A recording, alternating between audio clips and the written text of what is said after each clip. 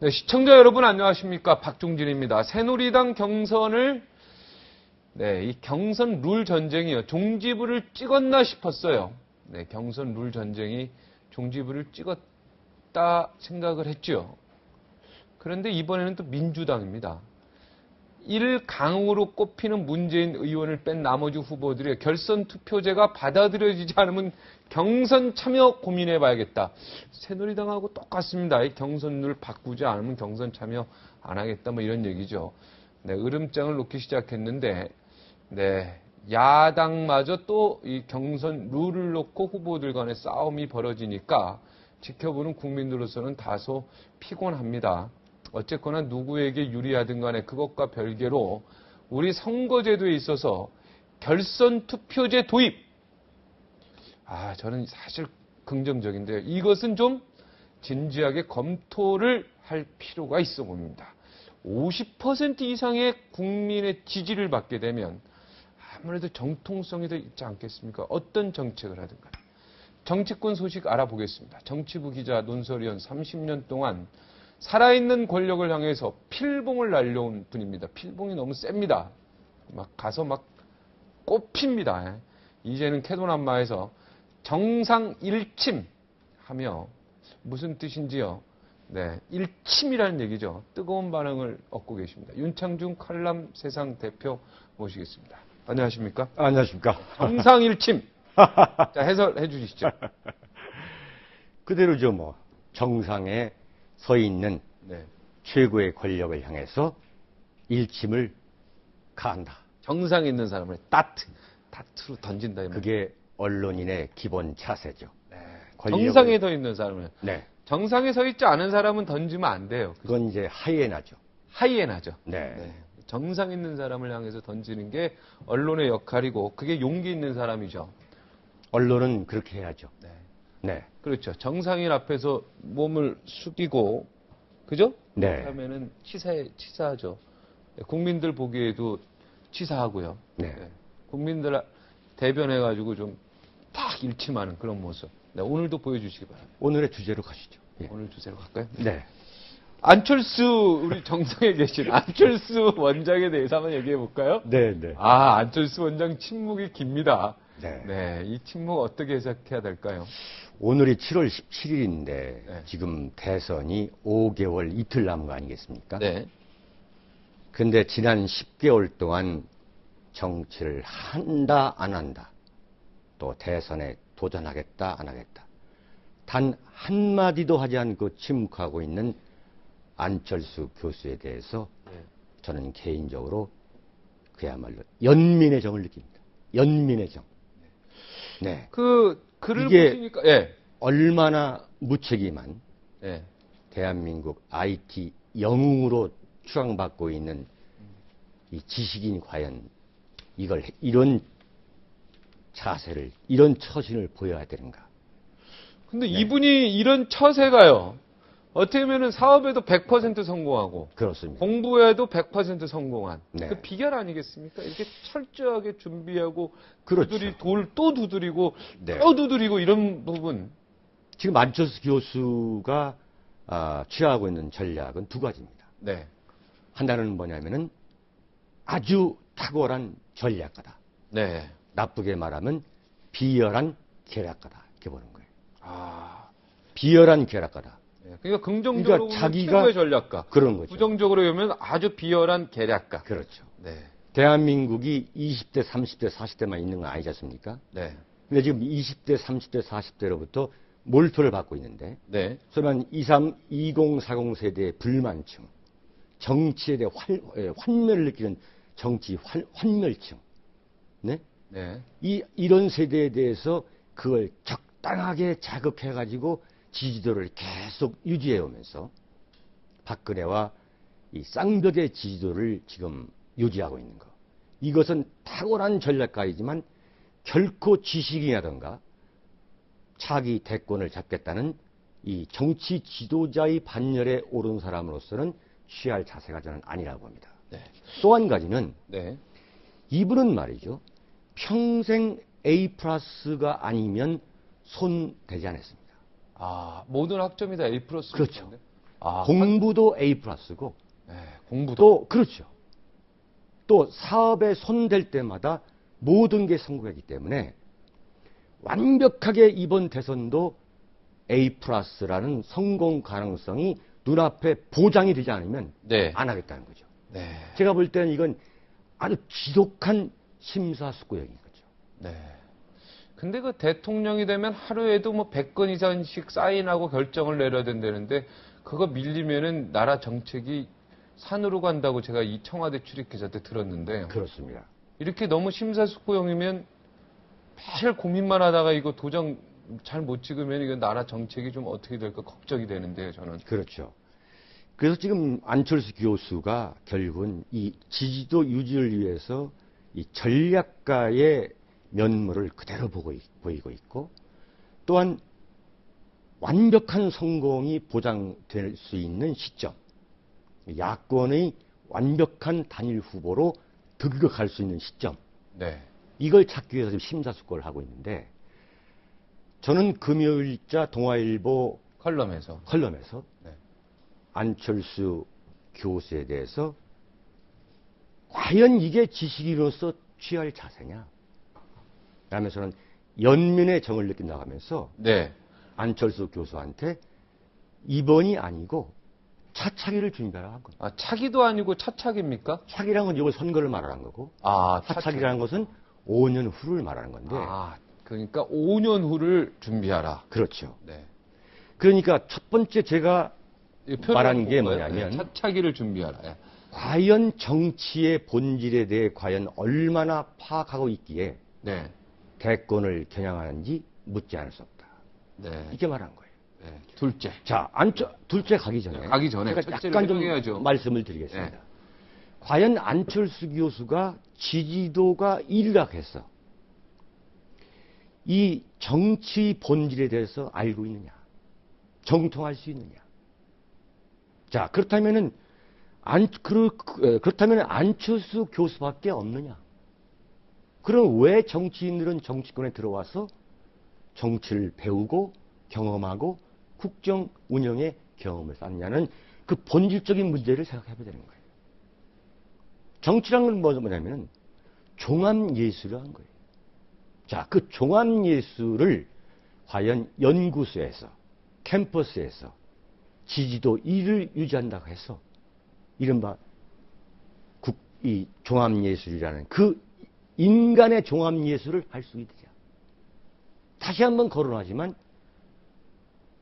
노벨 물리학상을 받은 아인슈타인 박사에게 조국 이스라엘이 제2대 대통령을 권유했는데, 그때 아인슈타인이 뭐라 그랬죠? 그랬죠. 나는 정치인이 아니다. 나는 인간을 모른다. 나는 인간에 대해 모른다.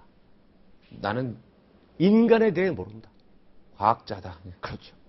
나는 정치학보다는 물리학에 더 정통하다. 네. 따라서 나는 정치를 안겠다.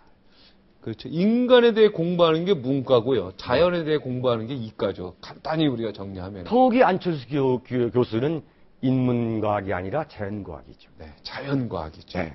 그래서 안철수 교수는 인문과학. 지지도가 지금 야권에서는 1위이지만 겸손하라고 저는 충고하고 싶습니다. 아인슈타인처럼 겸손하라. 그 네. 앞에 처럼이 붙습니까? 아인슈타인처럼. 그렇습니다. 네, 아인슈타인은 겸손했다. 네. 네, 나는 인간을 모른다. 그러니까 아인슈타인도 겸손했다. 네. 그러니까 안철수 원장 쉽게 얘기해서 나오지 마라 이런 얘기죠. 이번에는 나오지 말고 차차기를 나와라. 네. 자, 두 번째는 국정 운영 경험을 갖고 있지 않다는 사실은 세계 10대 경제 대국인 대한민국의 대통령이 되기에는 치명적인 결격사유다 이거예요. 국정 운영 경험이 전혀 없다. 없다 이거죠. 네. 그럼 향후 5년 동안 국정 운영 경험을 좀 쌓아야 되겠네요. 쌓아야 된다 이거예요. 네. 자, 우리가 역대 대통령에 대해서 많은 비판을 합니다만 이승만 대통령 같은 경우 하버드 대학을 졸업하고 프린스턴 대학에서 철학 박사를 하면서 평생을 국제정치와 독립운동과 정치에 몸을 담았던 분입니다. 그런 분도 건국 이후에 소면 독재를 하고 국정 운영의 난맥을 보임으로써 그 엄청난 역사에 오류를 남긴 것도 사실이었습니다. 네. 건국의 아버지로 추앙을 받는 한편 엄청난 역사에 오류를 남긴 것도 사실이었습니다. 부정선거 뭐 이런 건 아주 오류죠. 그 이후에 박정희 대통령, 역대 대통령 모두가 그렇게 간단하게 연구소에 앉아서 또는 대학교에서 강의하면서 지지도 1위였다 해서 그렇게 쉽게 대한민국을 운영할 수 없는 겁니다. 하물며 지금 대한민국은 세계 10대 경제대국입니다. 네. 네? 도대체 안철수 교수가 운영했다는 그 연구소의 규모가 대한민국에서 그때 몇 번째 순서입니까? 그건 중소기업에 불과한 거예요. 구멍가게에 불과한 거예요. 거기에 성공했고 내가 20, 30대, 40대로부터 내가 인기가 있다 해서 대한민국을 내가 운영할 수 있다? 수영장에서 수영하는 거나 한일 현해탄을 건너거나 태평양 건너는 거나 마찬가지다? 이건 대단한 오만입니다. 네. 세 번째. 안철수의 정면 대결을 회피하며 그렇죠. 계속 타이밍만 찾는 지나친 심사숙고형. 네. 리더십. 화라처럼 펄펄 뛰어대는 대한민국 정치판 생리에 결코 부합하지 못합니다. 네. 대한민국 정치는 하루하루만 일주일만 어디 휴가 갔다 와도 막 완전히 바뀌어 있어가지고 뭐 어지럽죠. 그렇죠. 예, 뉴스가 막 한 수백 개가 지나가 버리고. 저같이 뉴스를 따라잡는 걸 평생 업으로 한 사람도 1박 2일만 중국 세미나 갔다 오면 돌아오면 비행기에서 이게 무슨 말이야 몰 정도로 네. 정말 화라처럼 펄쩍펄쩍 뛰는 이 정치권인데 지금 겸손하고 겸허한 이유는 지금 이명박 대통령께서도 셀러리맨의 신하로서 대기업의 회장으로서 회장을 맡은 것도 몇 개나 지냈습니다. 그리고 인구 1000만 이상의 세계적 도시인 서울시장까지 지냈으면서도 지금 국정난맥이라는 그 덫에 걸려서 이 고생하고 있는 이유가 그건 뭐냐? 결국은 정치인으로서 잔뼈가 굳지 않았다. 정치라는 그 험로를 거쳐지 않았기 때문에 결국은 여의도, 탈여의도다 해서 정치가 아니다 했지만 위대한 대통령은 위대한 정치가가 아니면 될 수 없는 겁니다. 위대한 정치가가 돼야만 위대한 대통령이 될 수 있다는 것은 미국 200년의 대통령사가 말해주고 있는 겁니다. 거기 네. 또 레이건 영화인도 대통령이 아주 훌륭한 대통령이 되지 않습니까? 레이건. 그렇죠. 유명한 원래 그러니까 영화인에서 유명한 정치인이 된 다음에 한 거죠, 대통령이. 그럼요. 그냥 영화인에서 된 게 아니죠. 된 게 아니죠. 그럼요. 그 사이에 주지사도 했고. 네. 그렇습니다. 자, 이제 그럼 박근혜 의원 쪽으로 갈까요? 그렇습니다. 네, 박근혜 후보 안에 또 다른 사당이 있다. 네. 이렇게 주장하셨는데요. 여기 사자문이라는 얘기를 하셨어요. 박근혜 후보가 스스로 사자 우리 문 앞을 지나가고 있다. 네, 네. 사자 문 앞 우리가 아무래도 그 철창이 있으면은 뭐 지나가도 되는 거 아니겠습니까? 구경도 할 겸. 이 민심은 사자와 같다. 저는 정치를 지켜보면서 그게 봅니다. 그러니까 이 사자는 민심, 국민 얘기하는 거예요. 그렇습니다. 이 사자는 말이죠. 한 번 화가 나면은 사육사까지도 물고 뜯는 게 사자입니다. 한 번 화나면. 네. 그러니까 국민이 한 번 화나면 그냥 박근혜 후보를 물어 뜯는다는 얘기죠. 지금 네. 박근혜 후보는 네. 정말 박근혜 후보도 겸해야 됩니다. 겸손해야 됩니다. 네. 지금 지지도가 1위다.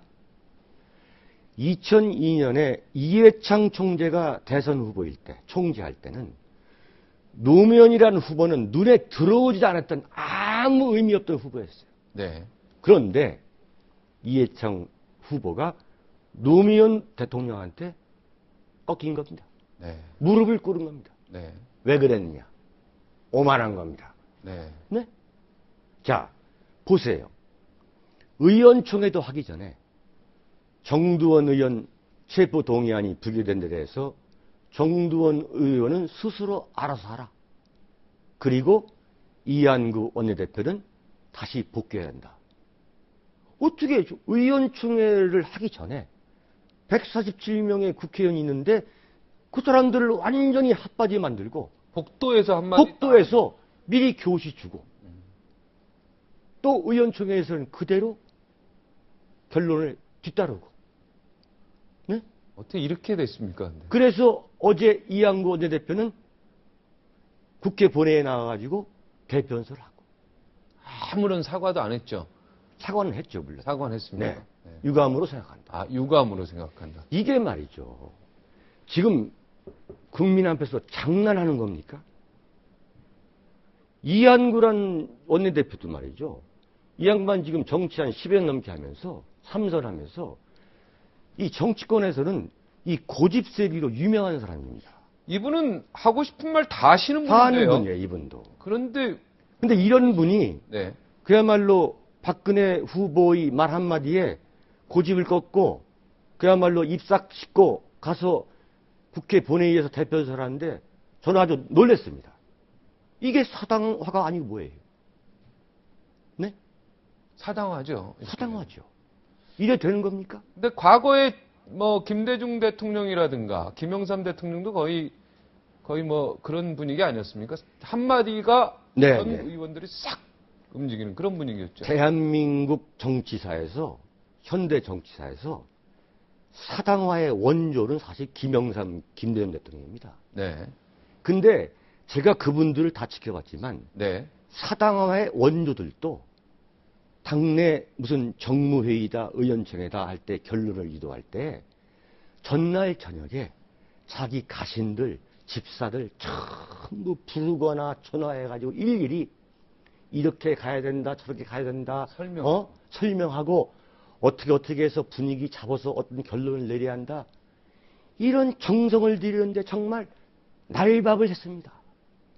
우리가 볼 때는 뭐 갑자기 뭐 이렇게 한 것 같지만 이렇게 미리 결론 내리지 않았어요.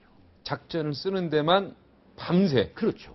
아, 이렇게 복도에서 한마디 딱 한 게 아니고. 그래서 정치라는 것은 종합예술이라는 거죠. 네. 이른바 물밑에서, 오리가 물밑에서 이 발 움직이듯이. 그리고 또 사전 정리라는 것도 해야 되고. 네. 네. 미리 사전 정리를 하는 거예요. 나무를 옮길 때에는, 그 화분에서 나무를 옮길 때에는 그 뿌리가 상하지 않도록 이 나무를 이렇게 미리 뿌리를 이렇게 이른바 단도리를 해야 되는 겁니다. 네. 그게 정치인 건데, 네. 이렇게 윽박지르는 모습, 불통이라는 이미지보다도 더 부정적인 이미지는 어떤 사람 팔 비틀어 가지고 네. 국회 본회의장 세워서 연설하게 하는 거. 이게 저는 볼 때 굉장히 지금 심각한 모멘트하게 보는 거예요. 여기서 만약에 박근혜가 뭐라고요? 모멘트다. 심각한 순간이다. 아, 심각한 순간이다. 심각한 순간이다. 안 좋은 뜻. 안 좋은 거다. 이게. 사실은 지금 박근혜 후보가 계속 동정의 여지, 이해를 받을 수 없는 행보를 계속 하고 있습니다. 이해를 하려고 해도, 100번 이해를 하려고 해도. 이런 건 잘못된 거죠.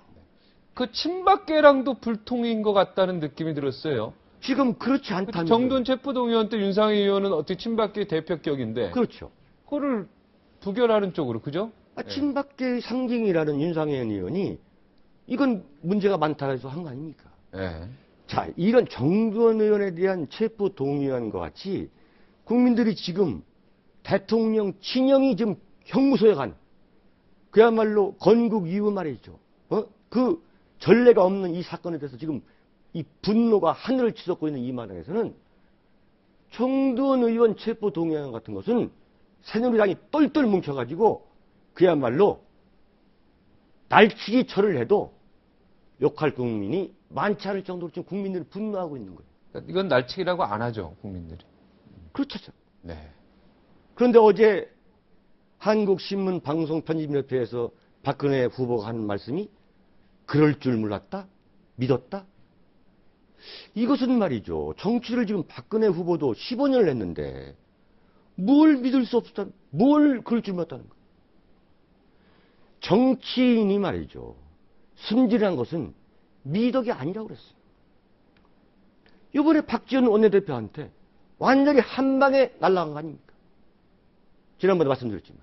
지금 박지원 원내대표를 검찰이 소환한다는 얘기가 완전히 사라졌잖아요. 그렇잖아요, 지금.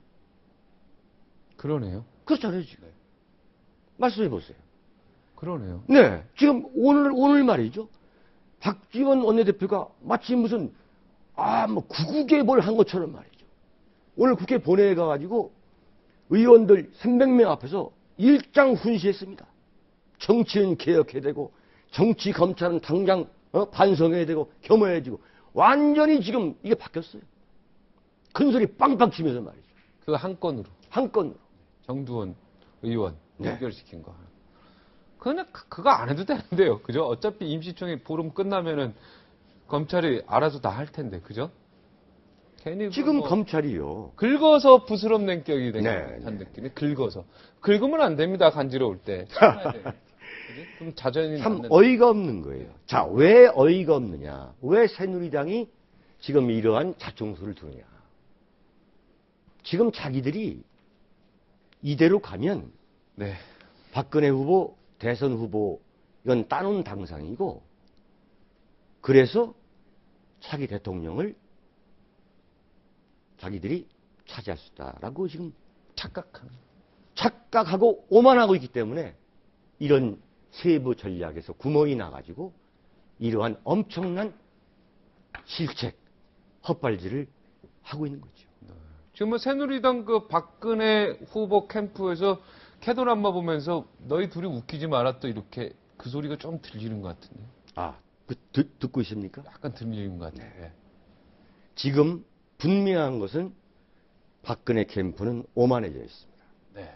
그렇지 않으면 이런 결과가 나올 수 없는 거예요. 네. 자, 그러면 이 사태를 어떻게 극복해야 되느냐? 그것은 박근혜 후보가 더 민주적이 됩니다. 민주적. 한 가지 말씀만 드리겠습니다. 한 가지 결론. 네. 뭐 결론이라기봐도 네.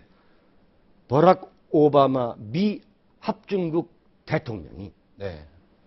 오사마 빈 라덴 사살을 하는 그 작전 상황실, 네. 그걸 중계하는 그 화면을 보는 그 사진을 아마 여러분들은 기억납니다. 그 쪼그리고 앉아 있어요. 그렇죠.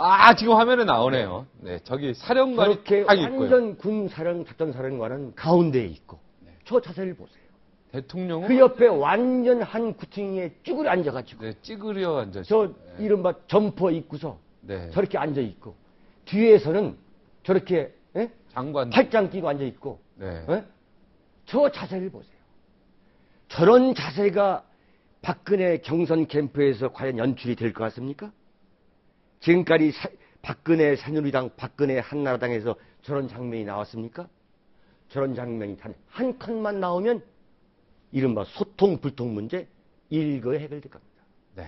저걸 보세요. 저게 바로 미국 민주주의, 미국 대통령제의 거대한 힘인 겁니다. 저기에서 힘이 나오는 거예요. 저도 좀 감동을 받았습니다. 그렇습니까? 네. 그죠? 원래 대통령이 군사령관장과 우리나라 같으면 딱 앉을 텐데. 우리 같으면 그랬죠. 그렇죠. 군사령관. 구석직이에요. 여기 옆에도 아니고. 그죠? 네. 야, 옆에는 클린턴 국무장관은. 그죠? 여기 딱 구석에. 우리 같으면 이제 가족 잠바 입고, 네. 벙커에 가서, 네. 이제 회의하죠. 근데 결론은 확전하지 말라. 이게 오바마 대통령이 분명히 국군 통수권을 갖고 있었을 텐데요. 그죠? 그럼요. 네. 야, 알겠습니다. 멋있죠. 네. 멋있다. 네. 결론은 멋있다. 네. 박근혜 후보는 민주적이어야 한다. 민주적이어야 된다. 네. 그걸 오늘 결론으로 좀. 독재적이면 안 된다. 예. 민주의 반대 독재죠. 권위주의라고 볼수 권위주기로. 그렇죠. 네. 권위적이면 안 된다. 네, 그렇습니다. 민주적이어야 된다. 알겠습니다. 여기서 결론 내겠습니다. 고맙습니다. 네, 감사합니다. 네. 오늘요. 네, 오늘 나오실 분은요. 네. 저희가 오랫동안 초등학교 중퇴학력에 단돈 1,000원으로 시작해서요. 자산 규모 2조 원을 만든 네, 대기업 총수 자리까지 오른 네, 대기업 총수 자리까지 오른 도대체 아주 훌륭하신 분입니다. 네. 국회의원 4수 끝에 네, 국회의원 이번에 진입에 어렵게 성공했습니다. 그 살아온 인생 중학교 중퇴입니다. 네, 국회의원 되셨습니다. 죄송합니다. 초등학교 중퇴입니다. 성완종, 네, 선진통일당 원내대표요. 58초 후에 기막힌 인생 이야기 들어보겠습니다.